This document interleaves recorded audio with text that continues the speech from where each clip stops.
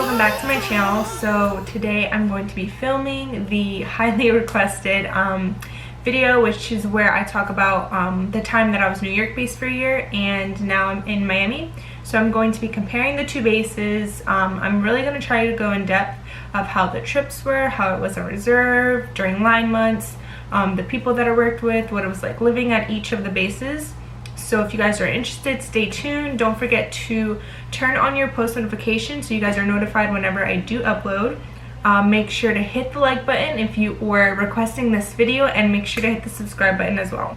Also, before I begin, I would like to give a huge shout out to everyone who is in the interview process with the company that I work for. I've been getting a lot of your DMs and I'm just super excited for you guys to be starting training soon, or even to be going to your face-to-face interviews. I honestly am so excited for you guys, and good luck to all of you out there who are still in their interview process. Also, if you guys hear any background noise, I apologize. My roommates are home. So yeah, but I still want to do this video for you guys. I'm feeling my makeup. I got all dolled up for you guys. And also, before we begin, I'm drinking this shake that I just made. I made this detox drink for the first time, and I'm going to show you guys what I put in it.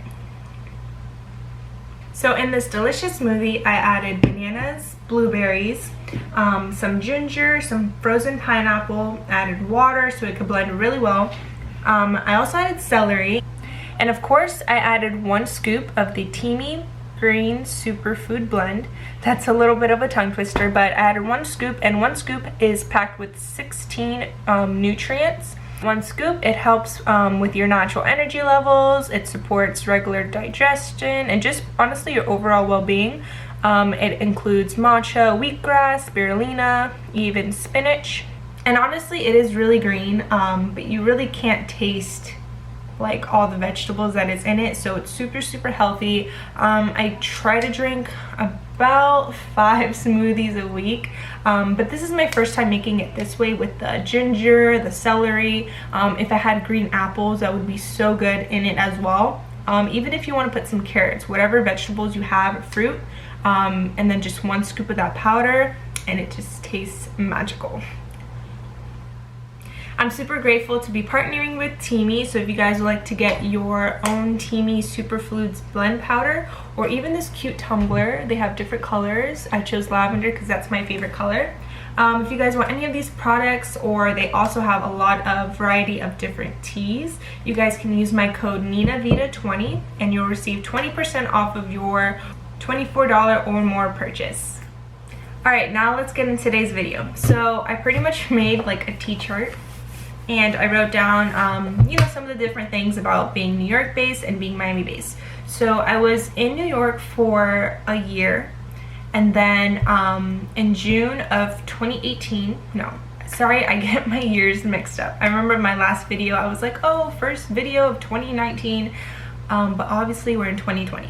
So from May 4th, I graduated training May 4th, 2019. So from May 4th, we have like 5 settling days. So right after training, you have 5 days to pretty much get your stuff together and make it to your base. So yeah, I had that week, and then I was in New York up until June, the end of May, because June 1st I had to be in Miami. So from May to May I was in New York. That's a year. And then from June to right now, it's been about like 6 months, I think. June, July, August, September, October, November, December, January, 8 months. So I've been in Miami for 8 months now. So I figured it's, you know, the time to compare the two bases. I've pretty much have been in Miami long enough to gather my opinions about this base. So first things first, both bases do have 3 airports, and meaning a 3-hour call out time. So if you're at a base that has 1 airport, for example Dallas, it's just Dallas Airport. Charlotte, it's just Charlotte Airport. Philly, it's just the Philly Airport. You have a 2-hour minimum call out. So when crew scheduling calls you, hey, flight attendant Sanchez, you have a trip, you have 2 hours to report to the airport. But in places like New York and Miami and LA, I believe, you have a 3-hour call out because there's 3 airports. So for New York, there's LaGuardia, Newark, and JFK. And in Miami, it's Miami, West Palm Beach, and Fort Lauderdale. So if you guys have been following me, you know I live the closest to Fort Lauderdale Airport. But for the most part, I only fly out of Miami. I've only been to Fort Lauderdale like 2 or 3 times, and 2 out of the 3 times it was by choice because I picked up a trip out of Fort Lauderdale Airport instead of Miami, and I've never flown out of West Palm Beach. And so in terms of call out period time, it's the same. You know, you have your 3-hour call out, your 3-hour call out, but in New York you most likely will be used a lot for LaGuardia and JFK, and occasionally Newark. It just all depends. And for those of you who don't know, JFK is like located over here, LaGuardia is all the way over here, and a lot of flight attendants live in the middle, which is Kew Gardens area. So if you guys are being based in New York, look into that area, because I kind of made the mistake of living too close to one airport.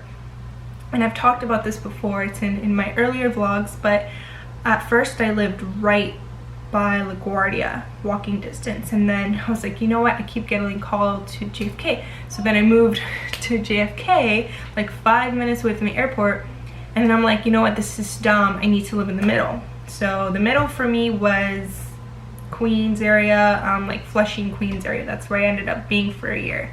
So yeah, take that into consideration. If you're in New York, you want to be in the center, unless you have a car, which I had a car, but that's a whole nother vlog that I already have on my channel, what it was like driving in New York.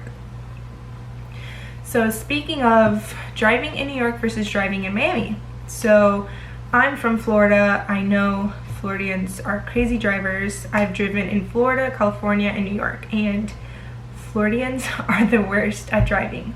But I am not stressed about parking, and that was one thing that was always stressed about in New York, was parking my car. I had to parallel park, people would hit my car. I had dents, like little dents and scratches all over my car from when I lived in New York.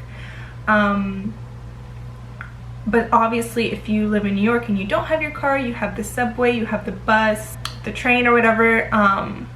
But just keep in mind that it's not what you think it is. If you're from like a small town and you see New York in the movies and you're like, oh, they just hopped on this one train that took them all the way to their job. It's not like that. You'll have to take multiple trains, you'll have to take multiple buses depending on where you live. So just really do your research on where you're gonna stay at and that proximity from each airport. In terms of the actual airport, LaGuardia is super small.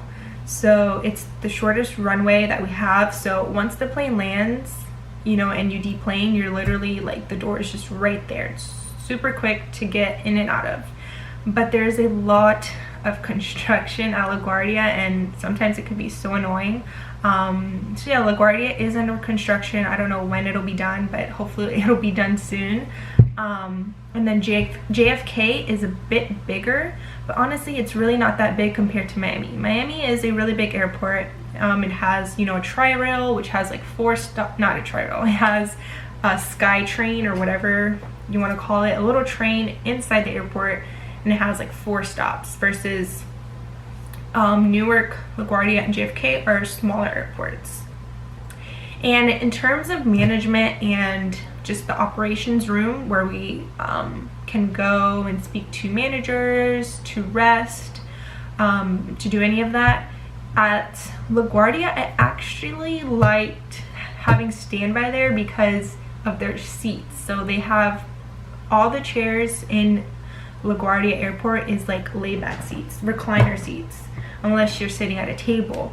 And then the furniture at JFK was really uncomfortable because it was brand new furniture, and you know, people just have to break them in, but there wasn't any recliner seats. So obviously if you want to sleep in ops, take a nap, you want to be in a recliner seat, but they do have sleep rooms at every airport. But one thing that New York had that I thought every airport had and it makes sense for every airport to have for its flight attendants, is a shower. So if you guys haven't caught on already to any of these flight attendant vlogs, there's people who sleep at the airport. There's people who commute, and instead of them wanting to get another second place, they just crash at the airport, which you totally can, but it's just a crazy way of living. So yeah, at LaGuardia and JFK, they have showers. I don't know of any other airport that has showers. Miami doesn't have showers. I obviously have always lived in base, but it is nice for other people, you know, whatever their circumstance may be, they want to take a shower before work if they didn't have time. So there was that option in New York and not Miami. In terms of coworkers, in my opinion, keep in mind, this is all my opinion, I think New York crews and Miami crews are the best. They're the most junior. They're the most fun, and even working with the senior people, like I loved working with the seniors in New York. They were just so cool and so sweet, and the seniors here that I'm in Miami that I've worked with so far have been so sweet, so nice. So in terms of crews, it's pretty, you know, great, normal, never had a problem. I will say one thing that New York has better for new hire than Miami is New York is so junior. It's so junior, and what that means is I have friends in my seniority. Well, I have friends who have been flying for like 2-3 years, and they hold off reserve for, I don't know, 9 out of the 12 months of the year. It's crazy. So even though, yes, we have a one-on, one-off system where you're on call for 1 month, where you're on call for 1 month, and then you have a line for another month after a year of straight reserve because it changed. There might be times where you're senior enough to hold off reserve, which sounds crazy because you're like, well, I'm so new, how could that happen? Well, there's a lot of factors in it, and one of them is there might be senior people who want reserve because that might work better for them. But I've only heard of that working in New York. So I do have friends around my seniority and about 2 or 3 years in who hold off reserve a lot of the months, so that can be a big positive. I also did like how, and maybe this was because I just got so used to being in New York for a year, I felt like it was more close-knit. Like whenever I would go into ops, you know, I knew the managers. I would always know like a couple people that were on standby. Obviously with time, you're gonna fly with the same people around your seniority. You're gonna meet more people, meet more friends, have a lot of mutual friends. And I say this all the time, I really, really miss my New York friends. I wouldn't say I had a lot of friends, but I have a lot of people in New York that I can call and be like, hey, let's hang out. You know, I had my 3 roommates. I also went on this big girls trip of like 8 of us, and a lot of them are still based in New York, so I'm always missing them. I always miss New York, but I don't miss living there, and that was the problem, was living in New York. So as you guys can already tell, New York is way smaller than Miami in terms of where you're gonna live. So right now I'm in a 2-bedroom, 2-bathroom apartment, and in New York I was in a 2-bedroom, 2-bathroom apartment after living in my various crash pads. And obviously this apartment is way spacious than the one in New York. The bathrooms are bigger. Actually no, I was in a 2-bedroom, 1-bathroom in New York for the same price for this 2-bedroom, 2-bathroom. So, you know, living in New York, you're gonna have to parallel park. The bathrooms are gonna be small. You're not gonna have central AC, so you can't even control the temperature of your own apartment that you're paying so much for. Usually rent is more expensive. Do not get me started on the weather. I am a Florida girl. I love warmth, and the winter was just not for me. So yeah, in terms of living, I do not miss living in New York. Maybe you're from up north, so that's what you're used to, so it won't be a problem. But it was definitely an experience that I do not regret. I do not regret going to New York right out of training and experiencing all of that. So with that being said, I don't want you guys to be upset if you get your base and it's not what you want. Just embrace that time there, because it's temporary. If you want to transfer, you can. Just don't stress yourself out for not getting the base that you wanted.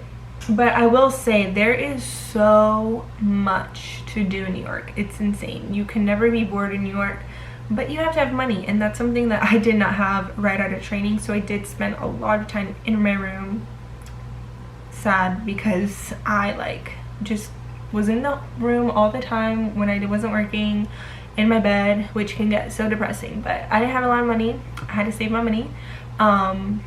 So yeah, there's can be a flip side to different factors of you living in New York.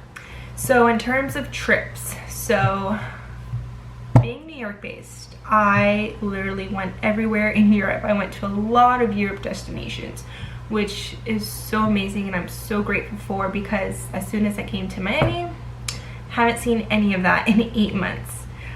So in the year I was in New York, I got to go to London a few times, Paris 2 times. I went to Edinburgh, which was my favorite place I visited. I went to Madrid, Sao Paulo, where else? Just a lot of amazing destinations. In Miami, there's a lot of Caribbean, there's a lot of Puerto Rico, DR, Costa Rica. We do have Europe, but it's very, very hard to get those trips. As you guys know, Lewis, my boyfriend, who's also a flight attendant, he has been based in Miami the whole time, and he's only gone to Paris, Europe-wise, Paris once, Madrid once, and Brazil, Sao Paulo. Yeah, one time. So he's had, and obviously Brazil isn't Europe, but I'm just talking about long haul flights, IPDs, trips that new hires want to go to. And to be honest, that might not be your thing. You might not want these long haul trips because they are very long and you're usually jet lagged, which right now, 1.5 years into flying, I do not like long haul red eyes. But being in Miami and knowing that we don't get a lot of Europe trips, if I go to Paris, if I go to London, I'm gonna be excited as hell. What else did I want to say? I will say this, and I'm just being completely honest when I say this, so don't take this the wrong way, but there is a lot of flight attendants, especially for the company that I work for, that talk so much crap about being Miami based, and I don't know what it is. I feel like for those people who talk crap about this base and live here, the only thing I can think of is that they live in Miami. They live in Miami, they live on South Beach, they live in downtown, they live in areas where it's just so, I don't know how to explain it, it's just so Miami. And I'm from Tampa, so obviously I'm close enough to Miami to know that I don't know how to explain this. Like, I'm not a big partier. I really don't really want to live around all that commotion of Miami, which is year-round because of the temperature. And I don't know, when people think of Miami, they just think of like partying and getting wild and going to South Beach and going to downtown or whatever. I knew I didn't want to be by that, so I lived in Hollywood, which is a little bit more north of Miami, and this is like a regular schmegular community. So I don't know, I just don't know why people talk so much crap about Miami. Another thing I can say is, living in Miami and coming to Miami, visiting Miami, majority of the people speak Spanish. So I feel like a lot of people don't like that. They feel like they're in like a whole nother world, which Miami is a whole nother world compared to the rest of Florida. But why let that bother you so much? I don't know. Like, who cares if people speak another language? That's just my opinion. So yeah, be prepared if you're going to training for the company that I work for. There's gonna be a lot of people who talk crap about Miami. There's gonna be a lot of people who talk crap about, you know, whatever base people talk, you know, people say whatever they want and have their opinions on Dallas base, on Chicago base, on New York base. But if that's truly where you want to be, don't let that sway your opinion. Don't let that like determine where you want to go. Like, if you're really want to go to Miami, but you hear all these people talk crap about Miami, don't let that change your mind, because you have to form your own opinion. So come to Miami, boost my seniority, come fly with me, and we'll just have a great old time in the space. And if it's something that's not for you, you form that opinion on yourself and you can go to wherever base you choose. But yeah, getting back into the topic of living in each base, in terms of finding a place to live, it's the same. You know, if you want to stay in a crash pad, it's fairly the same price here and there. But if you were looking into getting like an apartment or a house, there's a lot of flight attendants here who rent houses, and you know, it's really good. It's like the price is really good for what you get, because it's more spacious. You don't have to parallel park. You might have a yard. Right now I'm just looking out of, the weather is so perfect today, guys. I'm gonna show you what my view is compared to my view in New York. Our beautiful apartments. It's so luscious, so green, so sunny.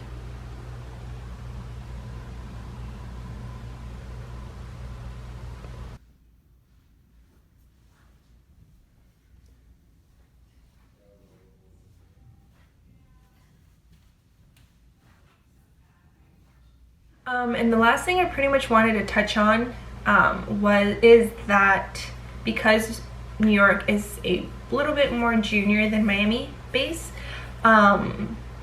it's easier to drop trips, in my opinion.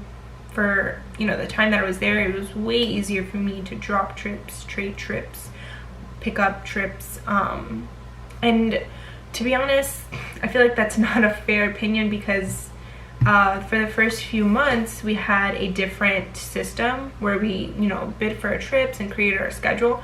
But overall, I feel like it was way easier to drop and trade trips, as in Miami it's a little bit harder, which is kind of annoying, but it's okay. This is our job. Eventually your trips will trade, but I just feel like in New York it was a little bit easier.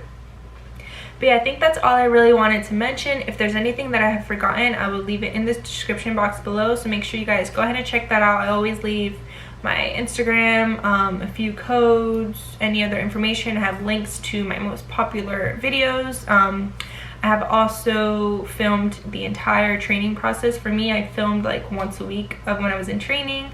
I have interview videos up that has so much information, so make sure you guys check all of that out. Honestly, guys, please do not stress yourself out about where you're going to be based. I completely understand. You want to know, you want to plan, but you kind of know with this job, nothing is certain. So you may be based where you want to be based, you may be based somewhere else for a bit, but either way, enjoy the experience. I ended up really loving New York. I did have a lot of crazy situations with like my car. I was so broke, but I've just learned so much from that experience, and I don't know why, but I'm not kidding when I say this. I was sick in New York every single month. I don't know why. I was sick every single month. It was like clockwork. Got sick, got sick, got sick. Moved to Miami, and I have not, well, in the 8 months that I've been back, I've gotten sick like once or twice, and one of them was Lewis's fault. He like gave me some type of stomach virus, and we were just both dying for 2 days. But I have not gotten sick since I've been back. I do have my allergies, but I don't know why I was so sick in in New York all the time. But yeah, my camera's about to die. Thank you guys so much for watching. As always, I am so grateful for everyone who watches my videos, who supports, who likes my videos, who subscribes. It is 2020. I have a big goal of reaching 15K subscribers, so if you guys want to help me out with that goal this year, make sure to hit the subscribe button, and I'll see you guys next time.